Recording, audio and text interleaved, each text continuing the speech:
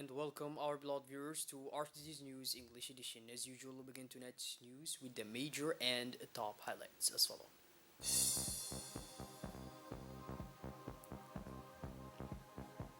The City Council clears car wrecks from the public domain in solidarity.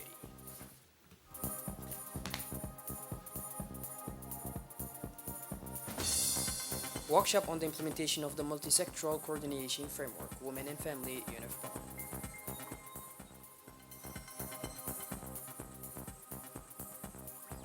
Rwanda, the most native economy among low-income countries in our international scene.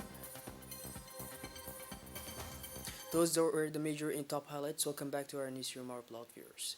The Ministry of Women and Family, in collaboration with UNIFPA, held this Thursday a workshop at the People's Palace, which focused on the restitution of the monitoring evolution tool and the implementation of the multi-sectoral coordination framework. Chaired by the Ministry of Women and Family, Madam Muna Usmanaden, the objective of the workshop was to bring together experts and stakeholders to learn and discuss the importance of these tools and frameworks in the context of improving the lives of women and families in Djibouti.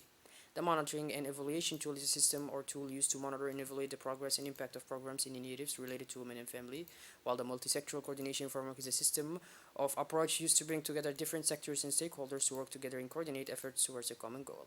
The workshop provided a valuable opportunity for participants to share their knowledge and experiences as well as to learn from each other. It is important for the Ministry of Women and Family to continually evaluate its programs and initiatives to identify areas for improvement and ensure that they are making a positive difference in the lives of women and families in Djibouti.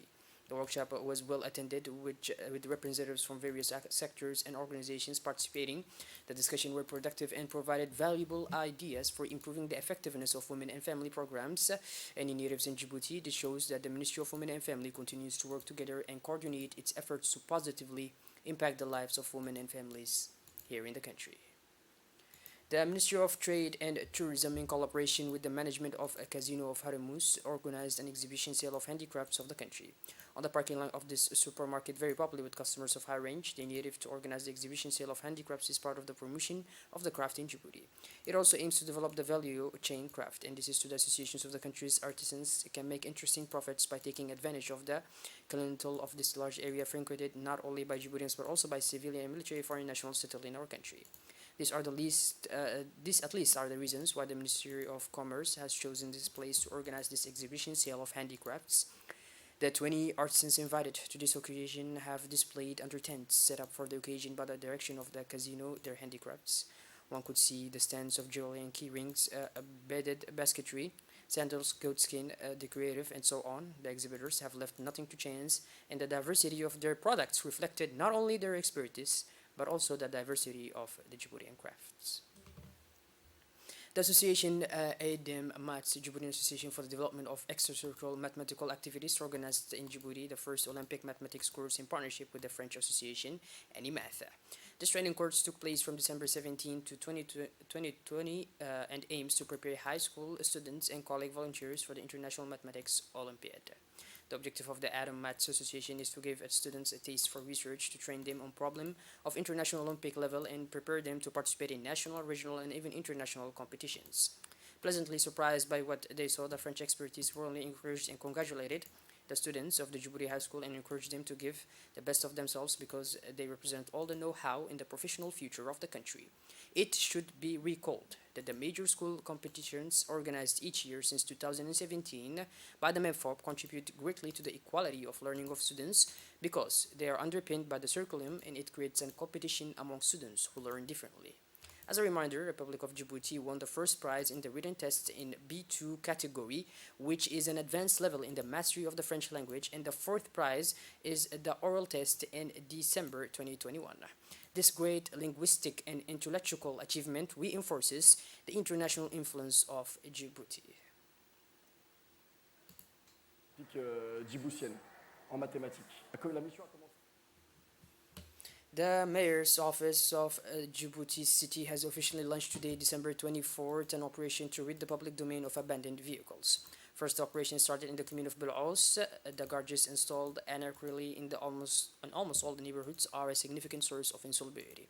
They narrow the public road and also disrupt traffic. As part of the beautification of the Djibouti capital, the municipality is active. The mayor of the Djiboutian capital, Said Daoud Mohammed, has carried out an operation to remove abandoned vehicles under repair and wrecks on the public domain. Will be conducted from today until the 7th of January in all municipalities of the capital.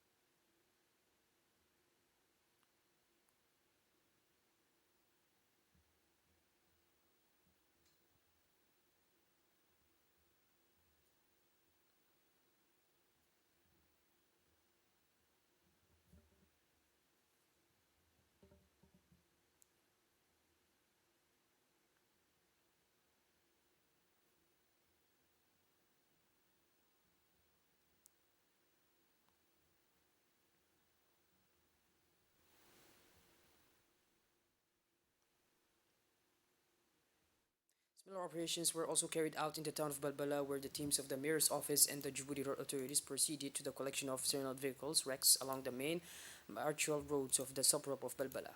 These operations were supervised by the mayor of capital in person, Mr. Said Dawood.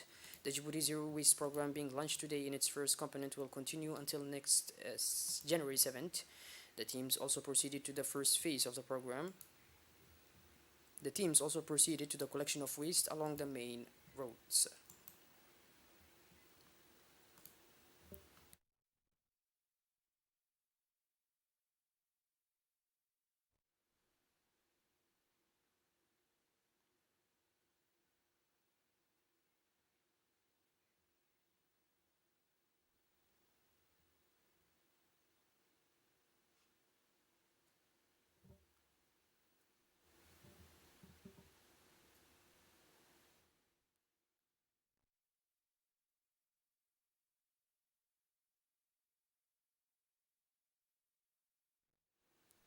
In Arta, following the increase of fever cases such as dengue, malaria, seasonal flu, according to the weekly epidemiological bulletin, the Ministry of Health through the National Institute of Public Health of Djibouti, INSPD, have initiated training courses on how to deal with fever cases in the different health structures of the country, such as referral hospitals, polyclinics, and different health structures of the regions. For this purpose, on December 20, a team from the National Institute of Public Health of Djibouti went to the objective of the sensitization and training of healthcare workers in the Arta region, where to update and standardize the procedures of the management of cases of dengue, fever, influenza, and etc. The sensitization of the means of control, such as the anti-vectorial fight, the hygienic of life in general, discussing the epidemiological profile of the region, such as the influenza syndrome, establish focal points at the health posts to better manage possible outbreaks and epidemiological surveillance. Finally, the main objective was on the sensitization of the precaution of use to decrease the feverish state in front of a case of fever, the paracetamol, to put them cold laying on the frank.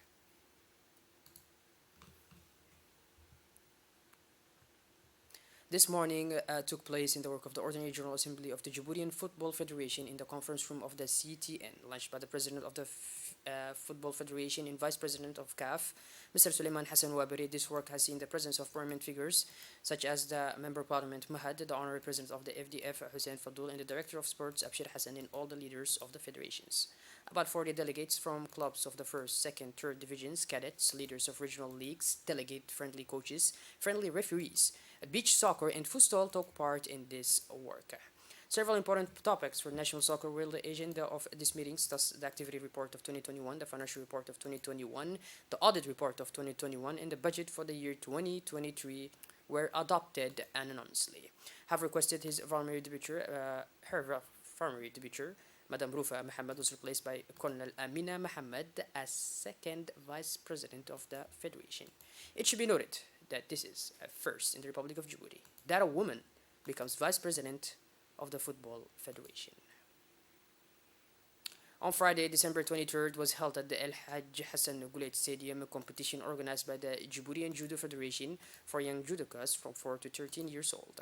This tournament brought together a dozen clubs of 100 children in the afternoon from 8:30 p.m. After warm-up, the 6-7 years old were grouped in small groups of 4. They then performed a small technical demonstration as well as 3 small fights each, and at the end of this event were rewarded with a medal, candies, and a small gift. At 5 p.m., it was the turn of the 4 5 years old children who evolved under the enthusiastic eyes of their parents. Then the serious stuff started with the 8 and 9 years old, then 10 and 13 years old, where techniques and fights followed one another. This event was a real success both in terms of organization, atmosphere, and the many results obtained, and especially with the participation of many Judokas clubs underlined. At the end of the day, the Vice President of the Federation, Mr. Ghanem Mahmoud Ghanem, this performance is the result of a relentless work done throughout the season within the various clubs. All these performances augure a very bright future for these young people.